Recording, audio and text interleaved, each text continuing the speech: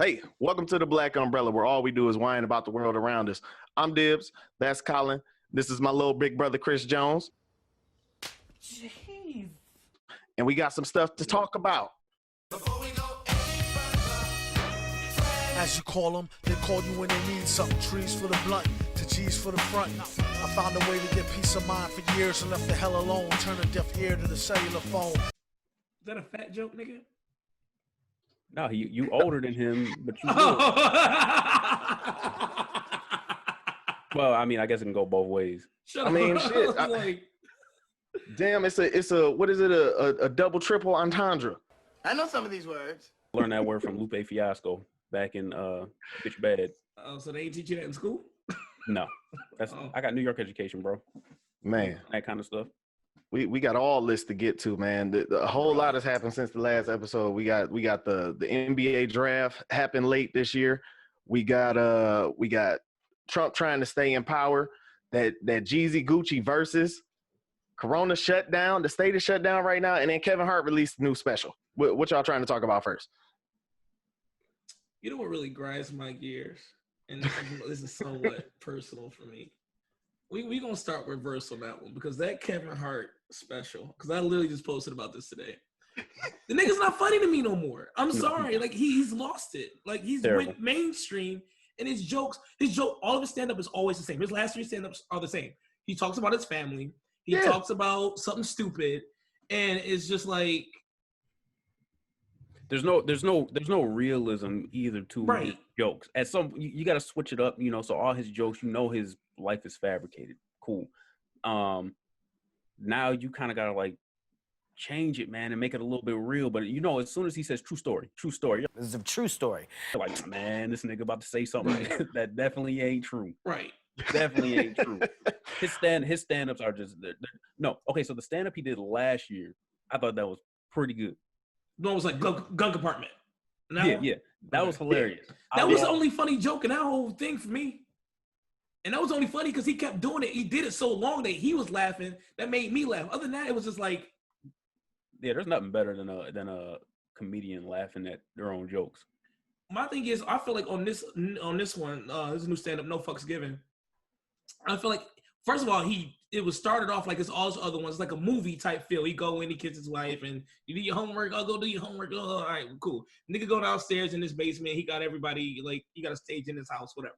Cool. No spoilers there. I watch pirate movies before they have come out, then pull out my phone and begin typing down. I write about the ending and all about the plot, then post to every forum and onto every blog.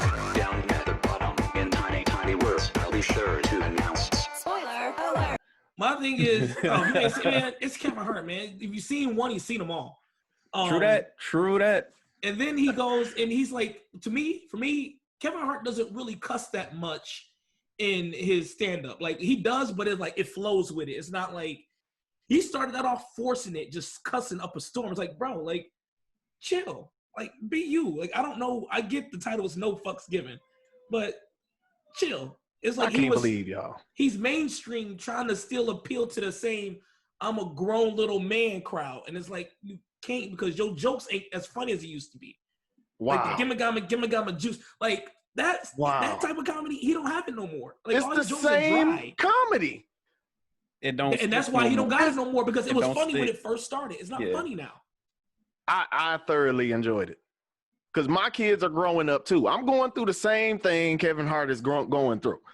When Max and Hayden couldn't talk, they would reach up and be like, "Give me that juice, bitch." Yeah, but that's but that was his old stuff. That was back then. That's his old stuff. Right, but that's what I'm saying. Like, as the kids are growing up, Hayden is, like my kids are asking me for stuff. Like they ask him for stuff as they grow up, and so I feel exactly what he's saying when he say his kids grew up with a life of privilege. They don't know regular shit like getting on the airplane. Like Hayden and Max, they have. They asked for their normal shit at Starbucks. They like, I want the usual.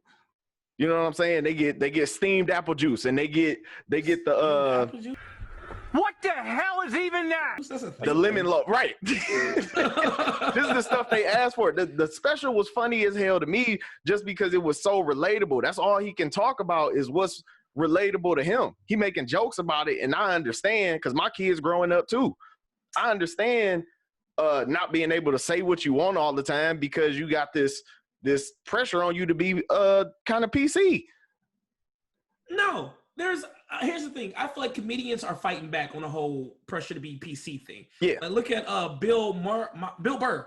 Bill Burr's stand up. Well, no, it's not stand up. His monologue on SNL was a perfect example because he talked about cancel culture and then proceeded say a bunch of stuff that normally otherwise in any other forum would get you canceled. And then people had the outrage about it, like that punchline ran so long that even after the show, your outrage is the punchline. Like that's the whole point. Like this cancel culture with comedy is trash. Kevin One Hart person who's does above not- cancel culture is Chappelle. Chappelle can say whatever he wants, but Chappelle also speaks truth to his That's comedy. a double standard. How is it a double How you standard? gonna say that about Speak Chappelle truth. and then don't let Kevin Hart say the same thing? Because the way you got canceled for was the stuff you thought was funny. Wait. Grown But little man. You can speak truth and still get canceled. The only difference is, what can you take away from Dave Chappelle? This man walked away from $50 million anyway. So if you say you're canceled, you think he's gonna care? I'm rich, biatch. But look at the content though. Look at Chappelle's content. Chappelle says stuff. What are you gonna cancel for saying white people? Like his comedy like is in truth. the When he alphabet talks about the people, poor that would get you- whites. Listen, even breathing funny will get you canceled nowadays. But some people are above Chappelle is reproach. just Like, untouchable. you know what you're getting when you go see Dave Chappelle because Dave Chappelle has been consistent. Dave Chappelle from day one has been that. And look at Chappelle's show, The Nigger Family. Like, come on, bro. Like, That's a good skit. that is My favorite. it's a beautiful skit. Chappelle has always taken it there. He's always embraced that side of comedy.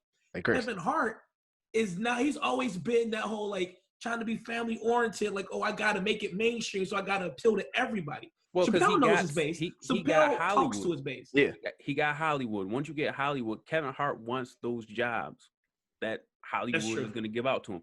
Dave Chappelle, Don't what movies care. have you seen him in? Yeah, Dave Chappelle ain't about to go host the Oscars. yeah, but I mean, look, if Dave Chappelle wanted to, I'm pretty sure he can get almost any role he wants in like a comedy movie. He'll be like, yo, I want that role. And I'm sure they would give it to him. But he just don't care. Yeah, That it's man different. would rather, instead of going, he can make more money not going to those Hollywood films and doing stand-up comedy and saying whatever he wants than doing vice versa. If you look at Chappelle's last stand-up, it's the one where he did it in his neighbor's cornfield during quarantine. Mhm. He was sitting up and they did the whole stage, everybody was social distancing, the mask and stuff. And that's the one he was talking about Candace Owens. Candace Owens. That rotten bitch. And like that, even his form of comedy where he just talks to you is like, you don't realize that it's stand-up. This is like a normal conversation, and then boom, that punchline come out of nowhere and you laughing. Yeah, but that's what's genius about Chappelle's But form Kevin of Hart comedy. doesn't, and that's my point. Kevin Hart doesn't have a genius. The nigga is on brand stereotype wheat bread. Like, it's not funny I anymore. disagree. I can't ride with that because you know how hard it is to have a template and be able to put different situations into that template and it still be funny to a certain audience or appease even the crowd that he aiming at. Like, it wasn't like everybody was like, you know what, Kevin Hart ain't funny no more. We ain't buying his movie. We ain't going to see his movies. We ain't watching the special. We not doing it. It's just that he don't tell black enough jokes for us anymore. Because that's what it sounds like to me. Because that nigga forgot who made him fucking Kevin I don't Hart. think he forgot. I just think it's an evolved form of comedy. He not in that life no more. He not a struggling comedian trying to make it with 2 kids. Now he a rich comedian with spoiled kids. Bro, even the one stand up, I forget, I think it was Laugh at My Pain. Laugh at My Pain was funny. And that wasn't him talking about struggling when he was like, they did the dance battle and he threw the keys. It's like, it was the way my bank account was set up. Like, but there was a lot of oh crap. Today, Junior. There was a lot of anticipation behind that one. It was his first major, like in theater stand up that he was doing. So, you can kind of go out there and talk about whatever you want, you know, whether it's being a rich comedian, talking about struggling coming up, or just talking about rich nigga stuff. To me, comedy is like rap music. Yeah, you gotta evolve to a certain extent. He didn't evolve though. Kevin Hart has not evolved. That stand up that stand up he did was just straight trash. Just straight trash. Wow. Nothing in his comedy My thing is, if your funny level is declining with each stand up that you do, or it's predictable, you know when his punchline is coming. Okay. You know what the punchline is going to be. Like, his jokes are predictable. It's like watching a battle rapper. You know my man's cadence. Like, you know when his punchline going to be. If he's talking about Snickers or whatever, you know his next line going to be his punchline going to be something about a candy bar. Like, his last that joke makes sense that to me. Okay, that analogy makes sense. His last joke that he did, the come around joke about bop bop bop. I was like, this is dumb, bro. This is what we come around to. Bro, I legit turned off his. I turned it off with 15 minutes left to put on Coco Melon for Carter. I was just so you ain't even see the Seinfeld joke? It's just the one with the brick pizza oven, the oven one or whatever. Oven pizza. Yeah, I see. That's when I cut it off. I cut off like at the very end of that joke. Like, I don't care about that. Wasn't it another? It was another joke after that though, wasn't it? Yeah, well, it was a little chunk left after that. It was just at that point I hadn't laughed once. Dang. So I was like, "What is crowd. this?" Because now when I see Kevin Hart, I'm like, "All right, here, all Tough right, well, it's the same shit all over again." Like, okay. But I honestly think it may be because of the Rona. The Rona may have affected, because he caught it. He said he caught it. The Rona may have affected comedy to a certain degree, because even Chappelle's stand-up, while it was funny, it was more serious as well. It was like he was talking. That's his whole new stick though. Like all his shit been serious lately since Black Lives Matter, coronavirus. There's a lot of serious shit happening. Yeah, sure. Yeah, but how many people can take some serious stuff and make it hilarious like that? That's extremely difficult to do. When you say that, I just remembered that all that shit was this year. All that shit was 6 months ago. That was all this year.